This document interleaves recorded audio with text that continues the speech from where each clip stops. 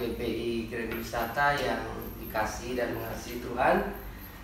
Apa kabar? Hari ini saya berkerinduan untuk menyampaikan satu firman Tuhan untuk kita semua, dan tentunya ini akan menjadi suatu kekuatan buat kita semua dalam mengiring Tuhan Yesus. Nah, sebelumnya mari kita bersatu dalam doa.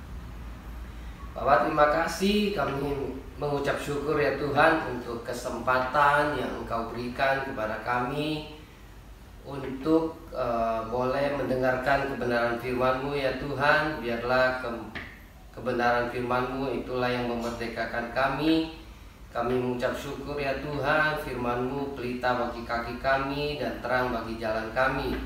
Biarlah firman-Mu itulah yang terus menuntun kami, memberikan hikmat, pengetahuan, bahkan ya Tuhan pewahyuan kepada kami, paradigma-paradigma yang baru Engkau bukakan, sehingga kami tetap antusias, kami tetap mengandalkan Tuhan. Di tengah kondisi yang tidak enak ini, kami tetap bisa mengasihi Tuhan, bisa mengasihi sesama kami. Terima kasih Tuhan. Roh Kudus, berikan kami pengertian, rema, supaya kami bisa mengerti firman-Mu ini ya Tuhan Yesus. Terima kasih Bapa, di dalam nama Tuhan Yesus. Haleluya. Amin. Ya, sekali lagi shalom Bapak Ibu Saudara. Saya mengucap syukur sekali, bersuka cita karena kebaikan Tuhan lah kita bisa sampai saat ini. Bahkan hari ini saya dapat berita dari istri saya. 2 hari ini bukan menakutin ya. Hari ini ada 2 berita temannya yang dipanggil Tuhan. Nah, artinya kalau kita bisa sampai hari ini bisa hidup, sampai bisa beraktivitas, sudah seharusnya kita mengucap syukur. Nah, sejenak saya mau ngajak kita semua, Bapak Ibu Saudara, melupakan yang namanya corona. Melupakan di sini tentunya bukan berarti kita hidup seenaknya, karena corona ini masih ada di negara kita, bahkan di dunia. Artinya protokol kesehatan tetap kita pakai, masker tetap kita pakai, cuci tangan, social distancing itu tetap kita perhatikan. Nah, tapi saya berharap kita tidak fokus pada penyakitnya, tapi bagaimana kita harus bisa terus beraktivitas. Nah, karena WHO maupun Bapak Presiden yang kita kasihi juga sudah mengatakan bahwa kita ini harus hidup berdampingan dengan corona. Nah, oleh karena itu sejenak yuk kita melupakan yang namanya pandemi corona. Tapi sekali lagi, melupakan di sini bukan berarti kita melupakan protokolnya. Protokolnya tetap kita pakai dan tetap kita bisa beraktivitas. Nah, hari ini saya mau share tentang yang namanya kreativitas. Nah, tadi bagaimana kita sudah tahu bagaimana kondisi virus COVID-19 yang melanda. Tapi di satu sisi tetap kita sebagai anak Tuhan itu tetap harus beraktivitas ataupun harus punya kreativitas. Nah, sekarang bukan lagi kalau di dunia usaha ada istilah what and see. Nah, saya pikir setelah 2-3 bulan ini kita nggak bisa ngapa-ngapain, dan kebetulan pemerintah sudah melonggarkan, yang artinya kita diberikan kesempatan untuk beraktivitas. Nah, jangan lupa kita tidak lagi what and see, tapi just do it. Lakukan saja apa yang menjadi tugas kita, tanggung jawab kita lakukan dengan baik. Nah, itu kreativitas yang bisa kita lakukan. Maka dari itu saya ingat ada satu teman saya, sekaligus dosen saya. Beliau bilang mengucap syukur itu harus menjadi gaya hidup. Nah, ini Pak dosen Rio Siombing yang mengatakan bahwa mengucap syukur itu harus menjadi gaya hidup. Nah, maksud gaya hidup sini apa? Gaya hidup di sini artinya kualitas kita mengucap syukur itu harus sama. Baik ketika kita mendapatkan pekerjaan ataupun kita harus meninggalkan pekerjaan kita ataupun di PHK. Nah, kualitas mengucap syukurnya itu harus sama. Atau sebaliknya, waktu kita dapat kendaraan bagus misalnya, tapi di saat kita harus melepaskan kendaraan itu juga mengucap syukurnya harus sama. Apa nilai kualitasnya itu harus sama. Nah, itulah kenapa Tuhan Yesus mengatakan mengucap syukurlah dalam segala hal. Nah, ini menarik. Jadi dengan kita bisa menjadikan gaya hidup mengucap syukur itu menjadi gaya hidup, nah ini akan menarik. Kita tidak gampang terombang-ambingkan, kita tidak gampang bingung, bahkan kita tidak gampang stres. Yang memang artinya kita tidak bisa memprediksi ke depan apa yang akan terjadi, ke depan akan seperti apa. Banyak hal yang kita tidak bisa prediksi. Nah, tapi sekali lagi kita ini adalah anak-anak Tuhan, anak-anak terang yang Tuhan berikan kreativitas, yang Tuhan berikan kita untuk bisa melakukan apa yang baik, apa yang benar di mata Tuhan. Nah, ini harus kita ingat. Makanya jadikanlah mengucap syukur itu menjadi gaya hidup saudara. Nah, di sini saya mau bagikan di 2 Korintus 3 ayat 17 bagaimana kita bisa terus mengucap syukur dalam segala hal, bahkan kita menjadikan mengucap syukur itu gaya hidup. Nah, di sini kita perlu tahu bahwa di 2 Korintus 3 ayat 17 saya bacakan, sebab Tuhan adalah roh, dan di mana ada roh Allah, di situ ada kemerdekaan. Nah, di sini saya mau jelaskan bagaimana kalau kita bisa beraktivitas ataupun bisa berkreativitas.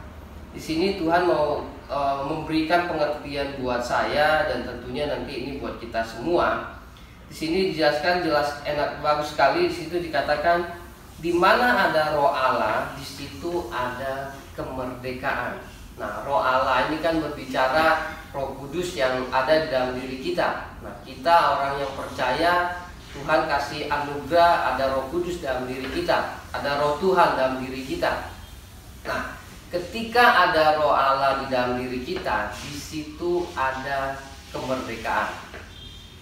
Apa itu kemerdekaan? Nah, ini yang menarik sekali untuk kita mengerti, dan saya berharap ketika kita mengerti ini kita bisa berkreativitas ataupun bisa beraktivitas dengan baik. Nah, kata kemerdekaan dalam bahasa aslinya itu erioterea. Erioterea.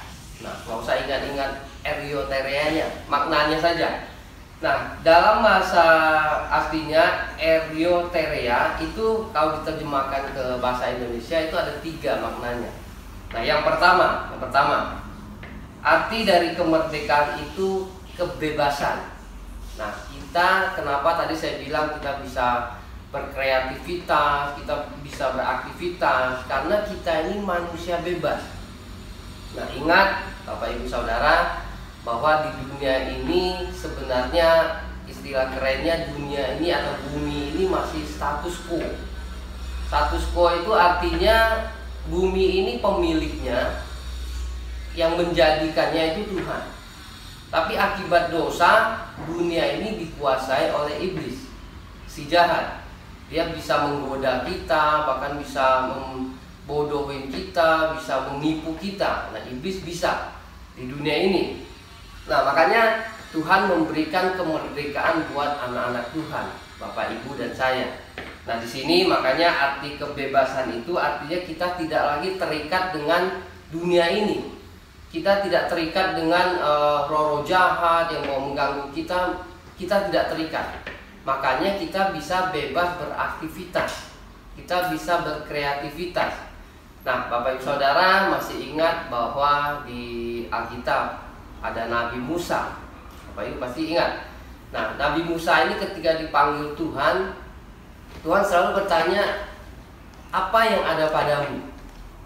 Nah, hari ini juga Tuhan bertanya kepada kita semua, kalau kita mau beraktivitas, karena kita orang bebas, mungkin kita merasa, aduh segala macam susah, mau lakukan apapun lagi susah. Nah, ingat ada pertanyaan Tuhan yang mengatakan apa yang ada padamu. Nah, makanya di awal saya katakan bahwa ayo kita tidak lagi what and see, tapi kita just do it. Apa yang bisa kita lakukan. Nah, makanya penting kita mengerti yang namanya merdeka itu bebas. Kita bebas, tidak terikat dengan dunia, tidak terikat dengan roh-roh jahat, bahkan santet, perdukunan. Itu kita tidak terikat dengan hal seperti itu. Makanya kita bisa beraktivitas. Dan ketika kita bisa beraktivitas, kita bisa berkreativitas, bahkan kita terus mengandalkan Tuhan, maka produktivitas itu yang akan muncul. Nah, harapan saya Bapak Ibu bisa melakukan yang terbaik dengan hasil yang terbaik, tentunya dengan terus mengandalkan Tuhan dalam kehidupan Bapak Ibu Saudara. Nah, terus arti yang kedua dari kata kemerdekaan itu sah. Menarik sekali. Dari eleutheria ini ketika diartikan, yang pertama tadi kebebasan, yang kedua itu sah. Sah di sini saya dapat pengertian itu artinya stempel kebebasan sudah Tuhan berikan buat kita. Di Matius 28 ayat 18 dikatakan, Yesus mendekati mereka dan berkata, "Kepadaku telah diberikan segala kuasa di sorga dan di bumi."